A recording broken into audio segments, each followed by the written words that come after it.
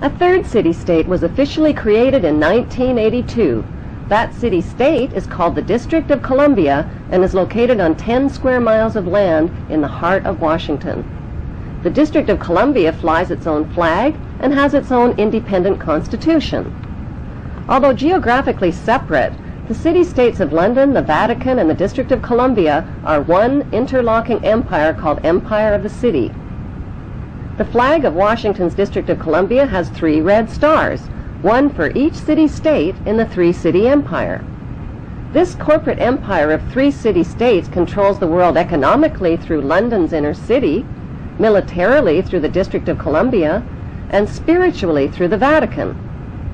The Constitution for the District of Columbia is a tyrannical Roman law known as Lex Fori, which bears no resemblance to the U.S. Constitution. When Congress passed the Act of 1871, it created a separate corporate government for the District of Columbia. This treasonous act allowed the District of Columbia to operate as a corporation outside the original Constitution of the United States and outside of the best interests of American citizens.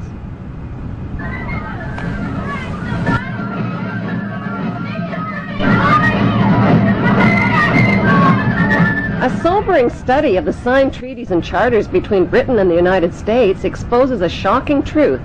The United States has always been, and still is, a British Crown colony.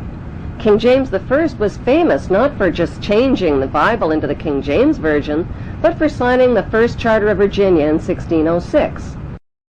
Granted America's British forefathers a license to settle and colonize America. The charter also guaranteed that future kings and queens of England would have sovereign authority over all the citizens and colonized land in America stolen from the Indians. After America declared its independence from Great Britain, the Treaty of 1783 was signed. That treaty specifically identifies the King of England as the Prince of the United States and contradicts the belief that America won the War of Independence. Although King George III of England gave up most of his claims over his American colonies, he kept his right to continue receiving payment for his business venture of colonizing America. If America had really won the War of Independence, they would never have agreed to pay debts and reparations to the King of England. When Congress passed the 13th Amendment to the Constitution, the U.S. President was made subservient to the King of England. The 13th Amendment is called the Title of Nobility Amendment and forbids U.S. presidents and their officials from using royal titles like king or prince or baron. For some mysterious reason, the 13th Amendment, which was ratified in 1810, no longer appears on current copies of the Constitution. America's blood-soaked War of Independence against the British bankrupted America and turned its citizens into permanent debt slaves of the king. In the War of 1812, the British torched and burned to the ground the White House and all U.S. government buildings and destroyed ratification records of the U.S. Constitution. 1 century later, a corrupt U.S. Congress committed the biggest theft in world history. They passed Paul Warburg's Federal Reserve Act in 1913, handing over America's gold and silver reserves and total control of America's economy to the Rothschild banksters. Most Americans still believe that the Fed or Federal Reserve is the government. It is not. The Fed is a privately owned banking system whose majority Class A shareholders are the Rothschilds, Warburgs, Kuhn & Loeb, J.P. Morgan, Rockefeller, Israel Seif, and the Lehman Brothers. This private banking cartel is the Fed and is never audited and never pays taxes.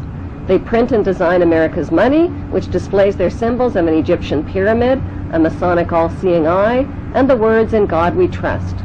Who exactly is the God they trust?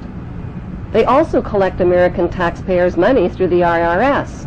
Then they loan it back again with interest to pay for roads, bridges, and other public works.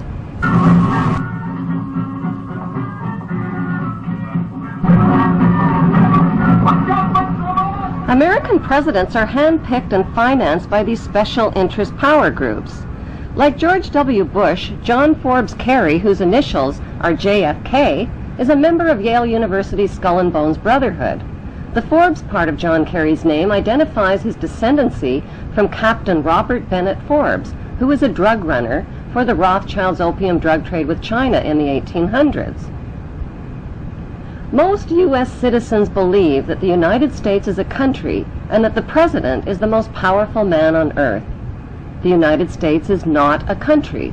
It is a corporation, and the President is President of the Corporation of the United States. He and his elected officials work for the corporation, not for the American people.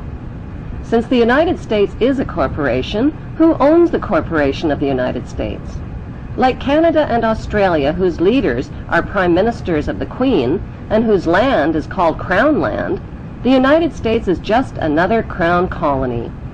Crown colonies are controlled by the empire of 3 city-states.